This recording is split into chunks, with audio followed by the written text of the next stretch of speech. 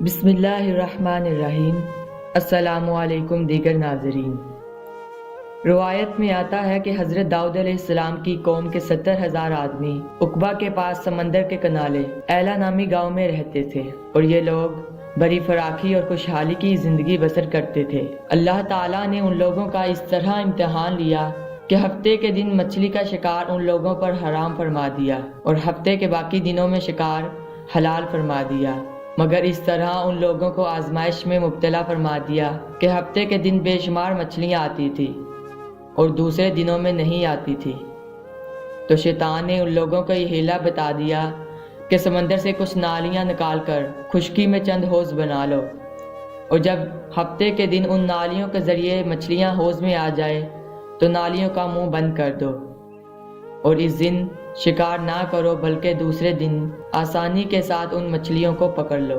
ان لوگوں کو شیطانی ہیلا بازی پسند آ گئی، اور ان لوگوں نے یہ نہیں سوچا کہ جب مچھلیاں نالیوں اور حوضوں میں مقید ہو گئی تو یہی ان کا شکار ہو گیا، تو ہفتے ہی کے دن شکار کرنا پایا گیا جو ان کے لیے حرام تھا۔ اس موقع پر ان یہودیوں کے 3 گروہ ہو گئے۔ کچھ لوگ ایسے تھے جو شکار کے اس شیطانی ہیلا سے منع کرتے رہے اور ناراض و بیزار ہو کر شکار سے باز رہے، اور کچھ لوگ اس کام کو دل سے برا جان کر خاموش رہے، دوسروں کو منع نہ کرتے تھے بلکہ منع کرنے والوں سے یہ کہتے تھے کہ تم لوگ ایسی قوم کو کیوں نصیحت کرتے ہو جنہیں اللہ تعالیٰ ہلاک کرنے والا یا سخت سزا دینے والا ہے۔ اور کچھ وہ سرکش و نافرمان لوگ تھے جنہوں نے حکم خداوندی کی علانیہ مخالفت کی اور شیطان کی ہیلا بازی کو مان کر ہفتے کے دن شکار کر لیا اور ان مچھلیوں کو کھایا اور بیچا بھی۔ جب نافرمانوں نے منع کرنے کے باوجود شکار کر لیا تو منع کرنے والی جماعت نے کہا کہ اب ہم ان معصیت کاروں سے کوئی میل ملاپ نہ رکھیں گے۔ چنانچہ ان لوگوں نے گاؤں کو تقسیم کر کے درمیان میں ایک دیوار بنا لی اور آمد و رفت کا ایک الگ دروازہ بھی بنا لیا۔ حضرت داؤد علیہ السلام نے غضبناک ہو کر شکار کرنے والوں پر لعنت فرما دی۔ اس کا اثر یہ ہوا کہ ایک دن خطا کاروں میں سے کوئی باہر نکلا تو انہیں دیکھنے کے لیے کچھ لوگ دیوار پر چڑھ گئے، تو کیا دیکھا کہ وہ سب بندروں کی صورت میں ہو گئے ہیں۔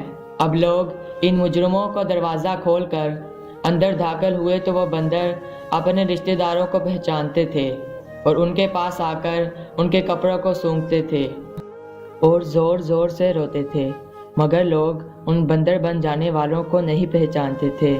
ان بندر بن جانے والوں کی تعداد 12,000 تھی۔ یہ سب 3 دن تک زندہ رہے اور اس درمیان میں کچھ بھی کھا پی نہ سکے، بلکہ یوں ہی بھوکے پیاسے سب کے سب ہلاک ہو گئے۔ شکار سے منع کرنے والا گروہ ہلاکت سے سلامت رہا، اور صحیح قول یہ ہے کہ دل سے برا جان کر خاموش رہنے والوں کو بھی اللہ تعالیٰ نے ہلاکت سے بچا لیا۔ ایسی ہی مزید ویڈیوز دیکھنے کے لیے ہمارے چینل کو سبسکرائب کر دیں اور بیل آئیکن کو پریس کر دیں۔